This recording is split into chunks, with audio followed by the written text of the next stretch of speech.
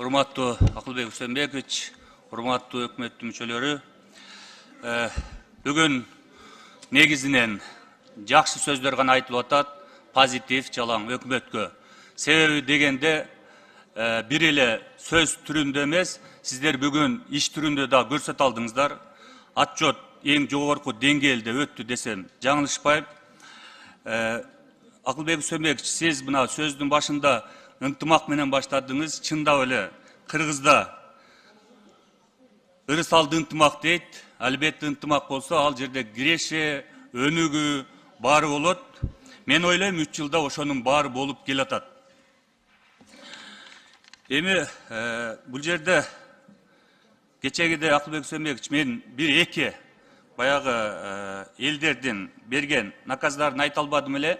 Калганын негизинен комитетте айткам. Ошонун ичинде мынау жапалак айылы бар, Ош шаарына караган. 30 миңдей жашоочусу бар. МАП деп суранып жатышат. Себеби ал шаардан узагыраак турат.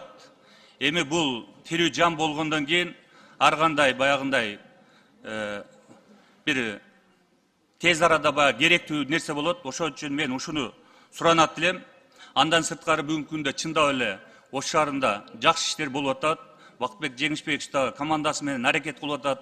Тыгындарды жоюуга, мына базарларды сыртка алып чыгууга аябай жакшы иштер жүрүп атат. Көз тийбесин. Андан сырткары бүгүнкү күндө өзүңүз билесиз, 10 адырда 90 миң жашоочусу бар ушундай район бар. Ошол жерде бир мектеп бар. Мынау эжеке жакшы билет, 49-чу мектеп. Ушуга кошумча корпус сурап атышат элдер баары. Муну кат түрүндө дагы берем. Андан сырткары мен ушул учурдан пайдаланып, Камчыбек Кыдыршаевичтин да өз болгондо жакшы болот эле. Себеби федерациянын президенти Алай районунда бүгүн стадион реконструкцияга муктаж да. Ошол стадионду бир реконструкцияга 25-жылга киргизип берсеңиздер. Андан сырткары билесиздер, райондун септеринде ушу заманбап спорт комплекс жок да. Себеби Деңиз Ак улут бул биздин келечек, мамлекеттин келечеги да. Ушуга бир көңүл буруп берсеңиздер. Андан сырткары мен мына айылдарда кыдырдым эле, элдин көпчүлүгү эле эң сону мотивация болуп атат. Бүгүнкү күндө баягы көп төрөгөндөргө ушундай акчалай беребиз деп атасыздар. Мен элдердин суранганы болуп атат да, ондо төрөгөндөргө ушу үй берсе кандай болот эле деп. Ушу сунушту дагы карап көрсөңүздөр. Ийгилик каалайм. Дайыма ушу бар болуңуздар, биз жалаң мактанып гана жүрө берели, өсүп атабыз деген. Рахмат.